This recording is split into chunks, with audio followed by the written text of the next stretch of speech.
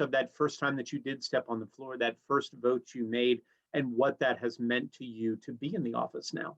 Yeah, it's tremendously humbling to see how far I've come over the last few decades. My life has been a series of second chances, and have dropped out of school, first job at the Waffle House at exit 203, getting through the Citadel, and becoming a member of Congress was tremendous. So I started my day in tears yesterday when I arrived to my office for the first time and touched the placard where my name was at the office door. I broke down into tears because it's extremely humbling to be the first Republican woman elected to Congress from the state of South Carolina, to be part of a freshman class that we doubled our Republican numbers for the number of women that we have this cycle. It's tremendous and it's historic. And to have my kids here to witness history and be a part of history was remarkable. Talk a little bit about that. You guys really have changed sort of the face of the Republican Party when you talk about that, about more women, more young people in that. Yet also your plan among those is to try to bring everybody together from both sides. Yeah. Yeah, no, it really is. And this is the most diverse and inclusive Republican freshman class since World War II. That's diversity in, African Americans, Asian Americans, Hispanic Americans, our ages. We have Madison Cawthorn, who's in his 20s from North Carolina. We have combat veterans. We have a little bit of everything, and it's amazing to be part of this. And they're all strong. They're all fighters. They all have their own opinions, and they're coming from very different districts. But it's really neat to be a part of this class.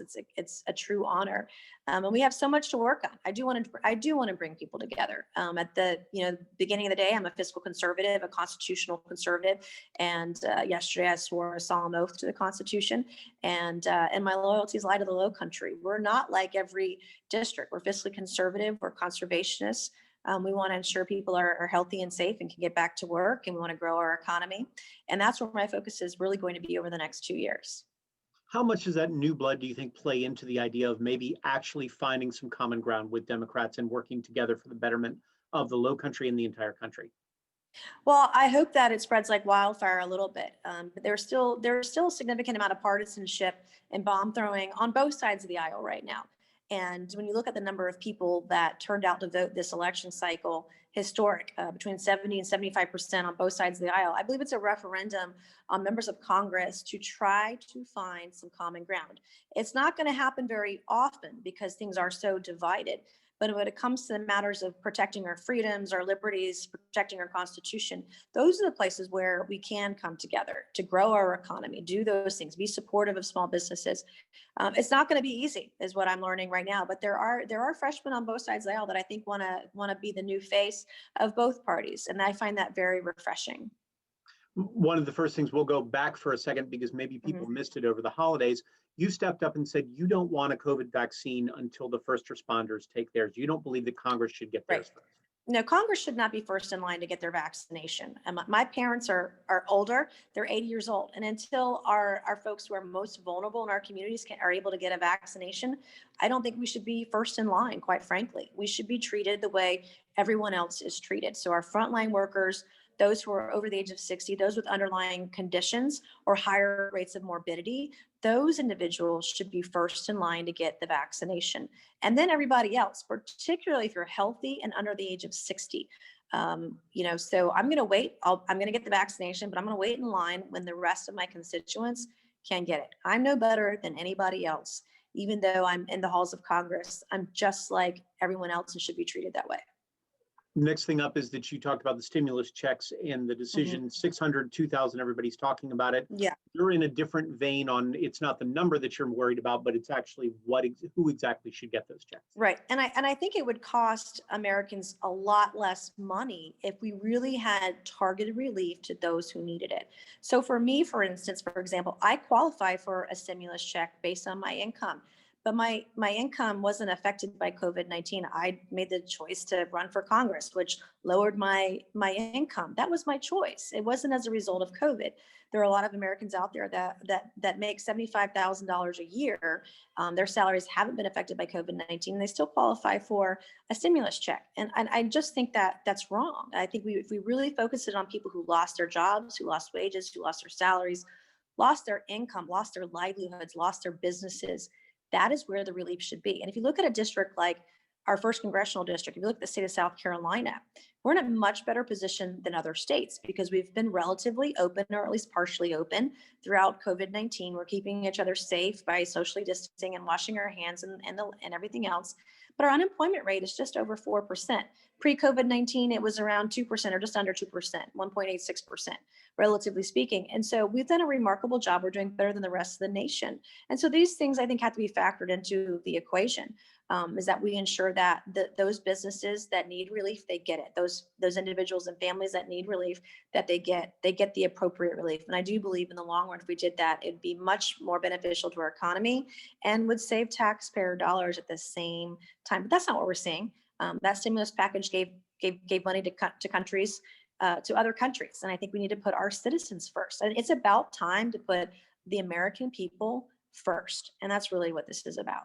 Is there any sense you can get rid of some of those little things that seem to slip into bills like this all the time, whether it's international or otherwise? Yeah, no, there's not, and unfortunately, that's the nature of Congress right now, is that they try to slip in amendments, even though they're totally not germane to the primary bill, to hide stuff, to squeeze it in, to get something past people that they won't perhaps notice, and get things passed that way. I'm really more of the less is more. We need to have simplified bills that are just really an up or down vote on that piece of legislation or that amendment, to do it that way versus creating a bill that maybe started off in a bipartisan manner, but is no longer bipartisan because of all the amendments attached to it that are totally not germane to the conversation or the bill at hand. It's wrong. And quite frankly, I think it's un-American.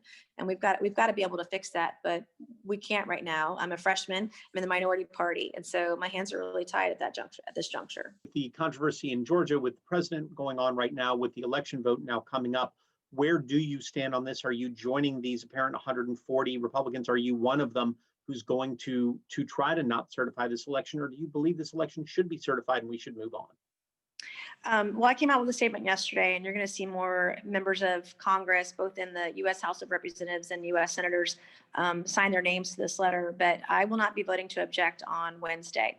Yesterday, I swore an oath to the Constitution, a solemn oath that I take seriously. And I've read every line of the Constitution. I read every line of Title III in the U.S. Code. The 12th Amendment, Article 2, Section 1, Clause 2 of the U.S. Constitution lays out very clearly Congress's role in all of this. Do I believe there was voter fraud? Yes. Can that be adjudicated in this vote on Wednesday? No, it cannot. And in fact, Congress does not have the authority to overturn the Electoral College of any state. Now, if a state, any of those swing states, give us a more than one slate, then we would have a constitutional requirement, power, and authority to take a vote on the slate of electors. But until that happens, we're unable to do that.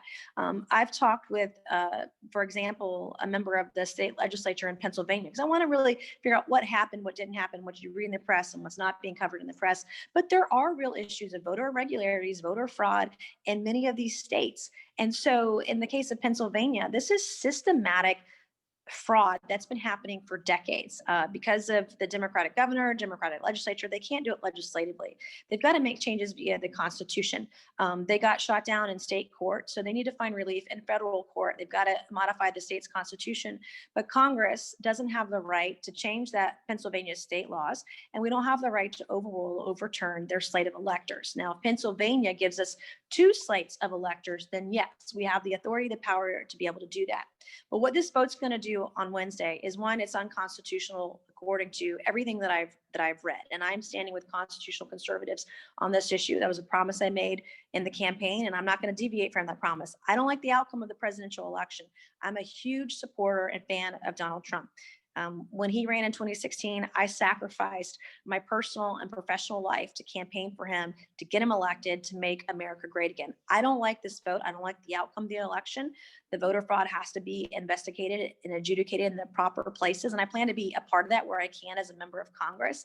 But what this vote's going to do on Wednesday is it's going to open the door to Nancy Pelosi in a state like California to overturn the results of the Electoral College in a state like South Carolina. And I don't think there's a single voter in South Carolina, Republican or Democrat, that wants Nancy Pelosi or somebody from California or New York or wherever, some other state, to determine the outcome of our elections. And that is precisely what this vote would allow to do if it indeed happens on the floor on Wednesday.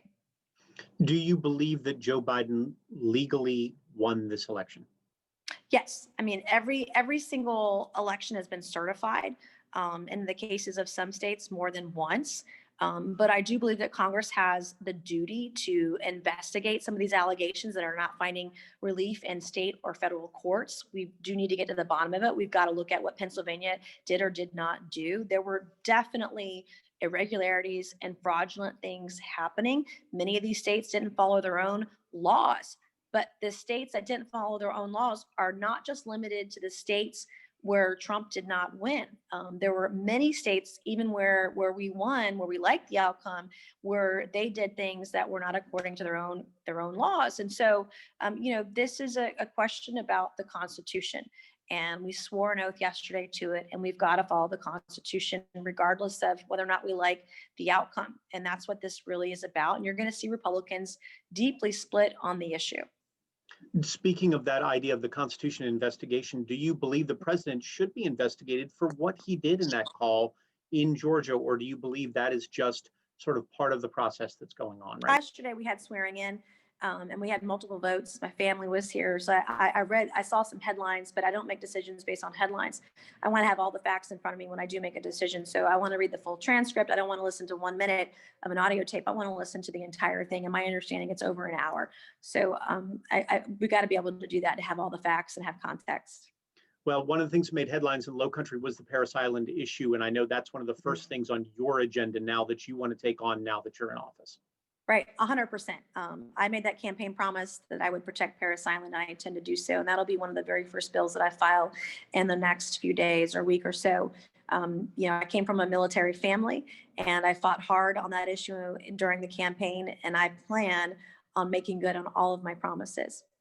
What's the bill that you're going to file? Is it designed to protect it in some form? It'll be designed to protect Paris Island. So we're in the process of drafting now, but it'll be designed to protect Paris Island for sure. What else is on the agenda? I know it's the first day or first 2 days, but your agenda, you've talked about a lot of things. What is the first things that you want to get done while you're in office? Well, our committee assignments are really important. And so now that we've elected the Speaker of the House, the Republicans will have an idea of how many seats they have on which committees. It's really important that the committees that I sit on are going to be important to the first congressional district. So that's one of the things I'm really working on right now, but also setting up the office. So my constituents in the district are my number one priority. So we're making sure that we've got every avenue, every possible way that people can get in touch with the office and find help that they need or have their voices heard. We're doing that. We upgraded our constituent software so our caseworkers can work better, bigger, better, faster, more. I think it's really important. And that we listen to folks, and if they have a need, whether that's with the VA or Social Security or any other issue like healthcare, anything that they need, that we're there for them and that we're responsive within a short period of time, they get the help that they deserve. And finally, you've been getting kudos, as well as Representative Cunningham, who you took over for the easy transition of power, for everything that both of you have done to make that work. Is this sort of the blueprint out there that everybody can look at and say, this can be what's done for the betterment of your district, your state, or even your country? 100%. And it really reflects our Low Country values. We've always been a place where you could agree to disagree. And that is the American experiment, where we can have this debate of ideas and policy. And at the end of the day, we can still get along. And I think that those kind of Low Country values, those values of being respectful to one another, regardless of what we believe, have been lost on many parts of our country right now. We saw it when, a little bit when I was campaigning and I had my car vandalized. But we know that we're better than that. If we can set a good example right now, then perhaps others will do the same. I think it's really important for us as leaders, even when we disagree, to be respectful and treat one another with kindness, because we've got to rebuild our country going forward. No one ever thought we'd be in this predicament right now, this kind of division. No one thought that we would start the year off this way. But I really, truly believe it's time to start rebuilding our communities and our nation. To just keep our oath to the Constitution where that belongs and work hard for the people that got us here.